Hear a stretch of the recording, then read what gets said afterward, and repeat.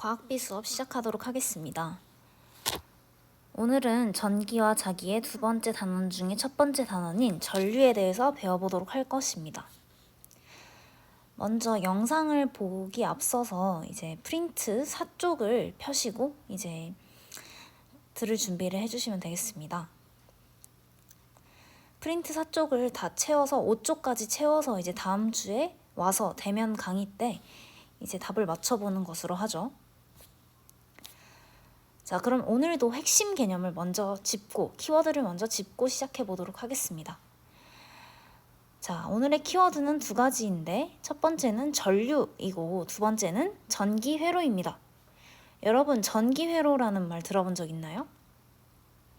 네, 뭐 들어본 친구들도 있고 아닌 친구들도 있을 텐데 오늘은 전류가 전기회로를 어떻게 흐르는지에 대해서 한번 배워보려고 합니다.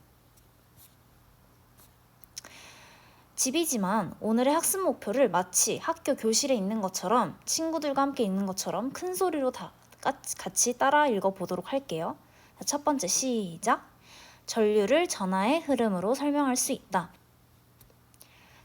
이 말은 곧 전류 이퀄 전하의 흐름, 전류와 전하의 흐름은 같은 말이라는 것을 알 수 있겠죠? 두 번째도 읽어봅시다. 시작! 전기회로에서 전류가 흐르는 방향을 설명할 수 있다. 전기회로에서 전류가 마구잡이로 아무 방향이나 흐르는 게 아니라 전류의 방향은 정해져 있습니다. 그 방향을 전기회로를 보고 알 수 있다면 오늘 수업에서 아주 최고로 학습 목표를 잘 도달한 것이라고 할 수 있겠습니다. 그러면 먼저 들어가기 앞서 동영상을 하나 보도록 합시다.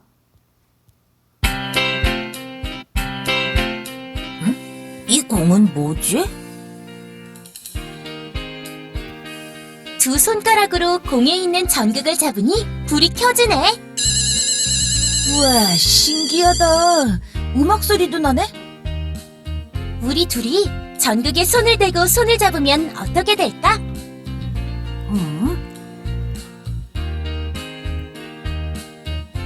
전극이 붙어있는 공을 손가락으로 잡으면 불이 켜지고 음악 소리가 나는 까닭은 무엇일까?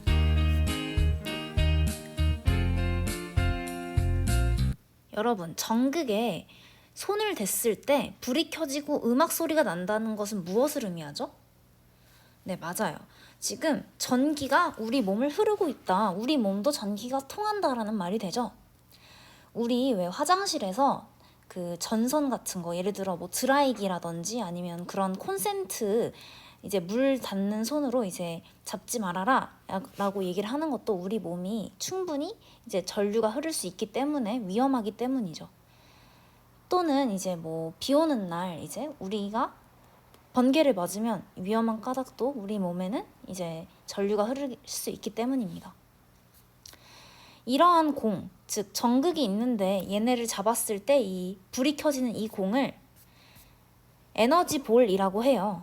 그래서 에너지 볼은 인체를 통해 전기 회로를 연결하는 기구입니다. 무려 20명까지 손을 잡고 연결을 해도 전구에 불이 켜지고 소리가 나요. 그래서 인체를 통해서도 전기 회로가 연결될 수 있고 전류가 흐를 수 있구나. 만약 이렇게 에너지 볼만 있다면 전류가 흐르지 못해서 불이 켜지거나 이제 소리가 나지 않는데 우리 몸, 이게 손가락이라고 해봅시다. 이렇게 손가락으로 안 보이는데 이렇게 손톱도 그려줄게요. 자, 이렇게 우리 손이라고 마치 로봇의 손처럼 생겼는데 이제 우리 손으로 이렇게 전극이 이렇게 있고 전극이 있고 여기로 손으로 이렇게 연결을 하면 이제 인체를 통해서 전기 회로가 꽉 닫히게 되면서 전류가 흐를 수 있는 것이겠죠. 자, 그러면 전기회로에는 무엇이 흐를지 한번 물이 흐르는 현상과 비교해서 지금부터 알아보도록 할 거예요. 자, 그러면 오늘의 목표는 전기회로에서 전류가 흐르는 현상을 어떠한 모형으로 설명할 수 있는 거겠죠. 자, 지금 이런 두 가지의 그림이 있습니다. 하나는 오른쪽에 있는 얘는 전기회로죠. 우리 초등학교 때 이 정도 전기회로는 배웠는데, 자, 전지는 무슨 역할을 하나요? 네, 전지는 플러스 극과 마이너스 극으로 연결이 되어 있고 이 전지는 건전지라고도 우리가 부르잖아요. 그쵸? 전지는 전력을 공급하는 역할을 하죠. 전력 공급원. 즉 전력이라는 말은 전기력과 동의어죠. 그래서 전력을 공급하는 그런 공급원이 됩니다. 그리고 전동기는 어떤 역할을 하나요?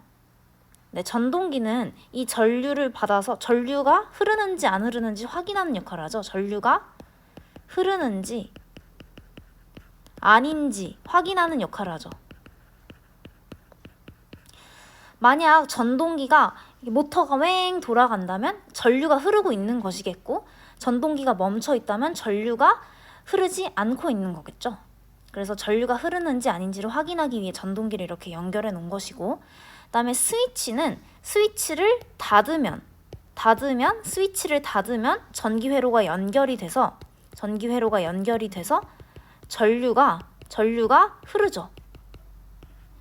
하지만 스위치를 열면 어떻게 되죠? 열면 연결이 되지 않아서, 열었다는 건 뭐예요? 스위치끼리 닫혀 있지 않다는 얘기니까 연결이 되지 않아서 전기회로가 연결이 되지 않아서 전류가 흐르지 않는다라고 할 수 있는 거겠죠. 네, 좋아요. 그럼 얘는 물의 흐름과는 뭐가 다를까? 이 도선, 맞아. 얘는 도선이죠, 도선. 선은 도선이고 이 도선을 따라서 전류가 계속 순환하게 됩니다. 자, 그러면 물의 흐름과는 뭐가 다른지 한번 애니메이션을 보고 한번 생각을 해보죠. 수문이 열리고 물이 흐르면 펌프에서 물을 막 퍼내면 물이 흐르기 시작하고 물레방아가 물의 흐름에 따라서 돌아가기 시작하죠. 자, 얘들아, 그러면 전기회로에서 펌프 역할을 하는 게 전지. 왜냐면 얘가 전지가 마치 전력을 공급하듯이 펌프가 물이 흐르는 힘을 제공하죠.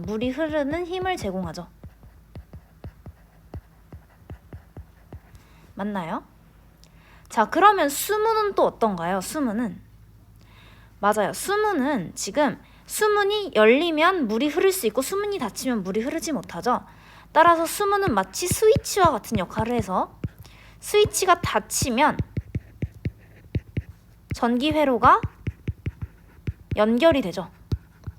근데 반대로 수문은 열리면 수로가 연결이 되죠. 네, 그다음에 물레방아는 그럼 아까 전동기와 같겠죠. 전동기가 전류가 있는지 없는지를 확인하는 용도라고 했었죠. 물레방아는 그럼 뭐겠어요? 물이 흐르는지 아닌지, 물의 흐름의 유무를 판단하는 역할을 하겠죠. 그러면 이 물이 흘러가는 현상, 물이 흐르는 것은 어떤 것일까요? 맞아요. 전류가 흐르는 것과 똑같죠. 그럼 이 수로, 물이 흐르는 길이죠. 수로는 도선과 같은 말이겠죠. 네, 좋아요. 그러면 그 다음 전기회로도 물이 흐르는 거랑 똑같이 전지에서 시작해서 전력이 공급이 되면 전류가 쭉 흘러서 스위치가 닫혀 있으면 전기회로가 연결이 되고 전동기가 전류가 흐르는지 아닌지를 확인할 수 있어서 다시 쭉 이렇게 갈 수 있죠. 자, 여기서 우리가 주의해서 봐야 할 점은 뭐냐면 지금 전류의 방향이 전지의 어디에서 어디로 흐르냐죠. 자, 전류의 방향이 지금 여기서 출발했단 말이에요. 플러스 극 쪽에서 출발했죠. 그럼 전지의 플러스 극 쪽에서 마이너스 극으로 들어오고 있구나. 그럼 전류의 방향이라고 하면 우린 어떻게 해야겠어요? 전지의 플러스 극에서 마이너스 극으로 흐른다 라고 얘기를 해줘야겠죠. 자, 거의 다 했습니다. 이제 정리만 해볼게요. 자, 수로 모형에서 펌프, 수로, 수문, 물레방아, 물의 흐름 이렇게 5가지가 각각 전기회로에서 대응하는 걸 찾아봅시다. 아까도 말했다시피 펌프는 전지에 해당이 되죠. 얘네 둘 다 힘을 제공하는 역할을 하죠. 펌프는 물이 흐르는 힘을 제공하고 전지는 전력을 제공하는 거죠. 전기력을 제공하는 거. 그렇다면 수로는 어떤 것과 연결이 되나요? 맞아요. 도선과 연결이 되죠. 수로에서는 물이 흐르고 도선에서는 전류가 흐릅니다. 그렇다면 수문은 전기회로에 어떤 것과 대응이 되나요? 수문은 스위치와 대응이 되죠. 그래서 수문이 열리면 물이 흐를 수 있고 스위치는 닫히면 전기가 흐를 수 있죠. 정확히 말하면 수문이 열리는 것과 스위치가 닫히는 게 대응된다고 할 수 있겠죠. 물레방아는 뭐와 대응됐죠? 맞아요. 전동기와 대응이 됐죠. 얘는 전류 혹은 물의 흐름에 유무를 판별할 수 있다고 했습니다. 자, 그 다음에 물의 흐름은 그럼 뭘 의미할까요? 오늘 가장 중요한 키워드였던 전류를 의미하죠. 자, 얘는 시험 문제에서 무지 잘 나오는 주제니까 우리 꼭 이 각각 어떤 게 대응되는지를 꼭 알아두도록 합시다. 자, 전류가 흐르는 현상을 그래서 수로 모형을 이용해서 설명을 해보면 수로에서 펌프를 작동하면 물이 흐르면서 물레방아를 돌리는 것처럼 마치 이런 것처럼 전동기와 전지를 도선으로 연결하여 전기회로를 구성하면 전자들이 이동하면서 전류가 흐름으로 전동기가 회전한다. 아, 그럼 여기서 이걸 알 수 있네요. 전류가 흐르는 이유는 뭐야? 전류가 왜 흘러? 왜 흘러? 라고 물어보면 왜 흐른다고? 전자들이 이동하기 때문에. 자, 우리가 지금 마찰전기를 배웠고 대전도 배웠고 그 다음에 정전기, 유도현상도 배웠어요. 이 세 현상의 원인은 다 뭐죠? 전자가 이동을 하는 거죠. 전자가 이동. 전류가 흐르는 것도 전자가 이동하기 때문이죠. 자, 지금 요약을 해보면 모든 전기적 현상은 뭐가 이동하기 때문에? 전자들이 이동하기 때문에 라고 정리를 해볼 수 있는 것입니다. 그죠? 넘어가도록 할게요.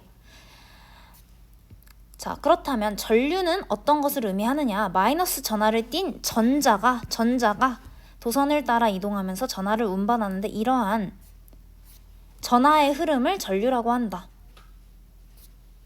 전기 회로란 전지 스위치 등을 뭘로 연결했죠? 아까 어떤 선? 도선. 도선으로 연결하여 전류가 흐를 수 있도록 한 것이다. 네, 좋아요. 넘어가 볼게요. 자, 스위치가 열려 있을 때, 즉 스위치가 열려 있단 말이 뭐라고? 전기 회로가 연결되지 않았다. 전기 회로가 연결되지 않았다. 이걸 헷갈리는 애들이 많아요. 스위치가 열려 있는 게 전기 회로가 연결되지 않은 거야. 이때는 전자들이 막 불규칙하게 움직이기 때문에 전류가 흐르지 않습니다. 마치 우리가 빠르게 가려면 줄을 서서 이동을 해야 되는 것처럼 얘네도 막 중구난방으로 이동하면 전류가 흐르지 않게 되죠. 근데 스위치를 닫게 되면 전자들이 전기력을 받아서 마이너스 극에서 플러스 극으로 이동을 하죠. 왜 그러죠? 전자들은 마이너스 전하를 띠고 있죠. 전자는 마이너스 전하를 띠고 있죠. 따라서 플러스 극으로 이동을 하려는 성질이 있어요. 이동하는 성질. 이걸 우리가 뭐라고 했었죠? 전기력 중에 인력이라고 했었어요. 인력에 의해서 마이너스 전하를 띠는 전자들은 마이너스 극에서 플러스 극으로 이동하는 성질을 띱니다. 이 방향을 잘 기억해둬야겠죠? 근데 전류는 어디서 어디로 흐른다고? 플러스 극에서 마이너스 극. 반대 방향이라고 할 수 있죠. 그러면 선생님이 정리해 볼 테니까 이거 꼭 교과서에 필기해 놓으세요. 56쪽에. 자, 전자는 어디에서 어디로? 마이너스 극에서 플러스 극 방향으로 이동을 합니다. 즉 전자는 지금 어느 방향으로 이동하고 있죠? 마이너스 극에서 플러스 극. 이쪽으로. 이게 전자야. 그죠? 전류는 어디에서 어디로 이동하고 있나요? 플러스 극에서 마이너스 극으로. 뭐에? 전지에. 여기 둘 다 전지에. 그래서 전류는 반대 방향으로 흐르고 있는 거죠. 전류. 그죠? 헷갈리니까 시험 문제 내기 딱 좋겠죠. 그러니까 이걸 구분해서 잘 기억해 두는 게 중요합니다. 보통 이렇게 외워요. 전자는 마이너스 전하를 띠고 있으니까 마이너스 극에서 플러스 극으로 이동하려는 성질이 강하다. 그리고 전류는 전자의 반대 방향으로 이동한다. 보통 이렇게 외우죠. 전류는 전선 속에서 어떤 모습으로 움직이고 있을까요? 전선 속을 한번 들여다보면 어떤 모습일까요? 전류의 흐름은 도심의 차들이 도로를 달리는 야경을 생각하면 쉽게 상상할 수 있습니다. 차들이 도로를 달리듯 전선에서 마이너스 전하들은 건전지의 마이너스 극에서 나와 플러스 극으로 이동하는데요. 이렇게 전하의 이동이 이루어지면 전기가 흐르기 시작하는 것이고, 이 전하들이 전구를 통과하면서 불을 밝히게 되는 것이죠. 하지만 주의할 것은 이때 전류의 방향은 전지의 플러스 극에서 마이너스 극으로 흐른다고 표현한다는 점입니다. 그러니까 전자의 방향과 전류의 방향은 반대가 되는 것이죠. 그렇다면 과일 전지에서 전기가 흐른 이유는 무엇일까요? 어떤 이유든 마이너스 전자가 오렌지를 거쳐 다른 편 극판으로 옮겨간 것은 분명한데요. 네, 과일 전지에서 마이너스 전하를 옮겨준 것은 전선이 아니라 화학작용입니다. 화학 반응에 의해 구리판은 플러스 극, 아연판은 마이너스 극을 띠게 되고, 이를 통해 전류가 흘러 전압계를 움직이게 한 것이랍니다. 화학 반응은 아직 이해하기 어렵지만 어쨌든 전류가 흐른다는 건 마이너스 전하의 길이 끊기지 않고 이동하기 때문이라는 것만은 알 수 있겠습니다. 자, 이거는 그냥 흥미로운 사실이라서 여러분들이 집에서 할 수 있으면 해보면 좋겠어서 선생님이 한번 가져와 봤어요. 과일 전지라는 건데 이렇게 화학 반응 이런 말은 다 무시하세요. 이런 거는 이제 우리 중학교 2학년 수준에서는 알 수가 없는 것들이고, 중요한 건 이제 과일도 전류가 흐를 수 있고, 그다음에 플러스 극과 마이너스 극으로 나눠져서 움직일 수 있다. 그리고 전류는 전자에 의해서 흐르기 때문에, 전자들이 흐르기 때문에 생기는 게 전류이다 라는 정도만 기억하고 넘어가 주시면 좋을 것 같습니다.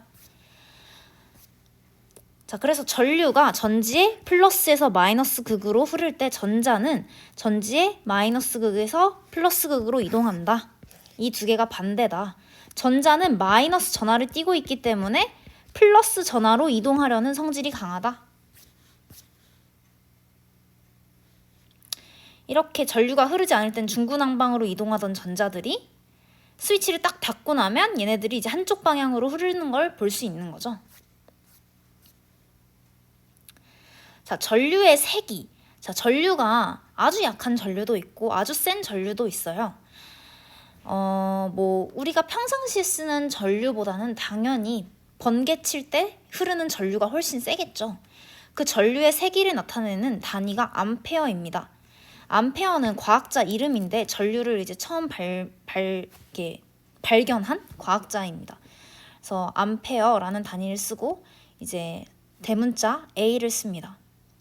그래서 전류의 세기란 단위 시간 동안 도선의 한 단면을 통과하는 전하의 양에 따라 달라진다. 도선을 크게 확대해 볼게요.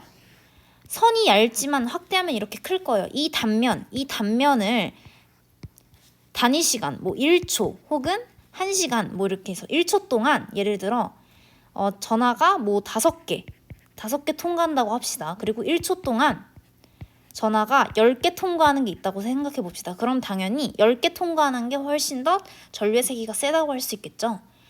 단위는 암페어인데 미리암페어는 1000mA는 1암페어입니다. 그래서 만약 0.5암페어다 이러면 500mA로 우리가 환산해서 계산을 할 수 있어야겠죠. 자, 전류의 세기는 전류계, 이렇게 생긴 전류계를 이용해서 측정합니다. 그래서 스위치를 열었을 때는 이렇게 0에 가 있는 걸 볼 수 있죠. 즉 스위치를 열면 전류가 흐르지 않아서 0A인데 스위치를 닫으면 이렇게 뭔가 움직여서 200과 300 사이에 있는 것을 볼 수 있죠. 자, 스스로 확인하기, 이제 생각을 해보면서 속으로 대답을 해봅시다. 전하의 흐름을 뭐라고 하며 도선에서 실제로 이동하는 것은 땡땡이다. 자, 전하의 흐름은 뭐라고 하죠? 전류라고 했죠. 도선에서 실제로 이동하는 것은 전자이죠. 전기회로에서 전류의 방향은 전자의 이동 방향과 어떤 방향? 반대 방향이라고 했습니다. 전류는 어디에서 어디? 플러스에서 마이너스. 전자는 어디에서 어디? 마이너스에서 플러스. 그죠?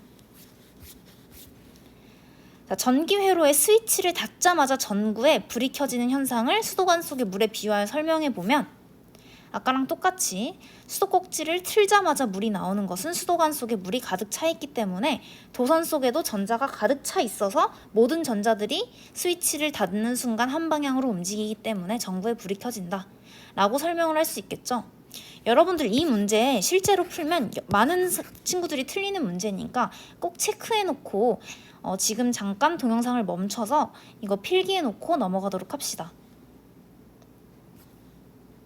네, 학습지부터는 대면 강의 때 이제 하도록 할게요. 자, 다음 시간에 봅시다.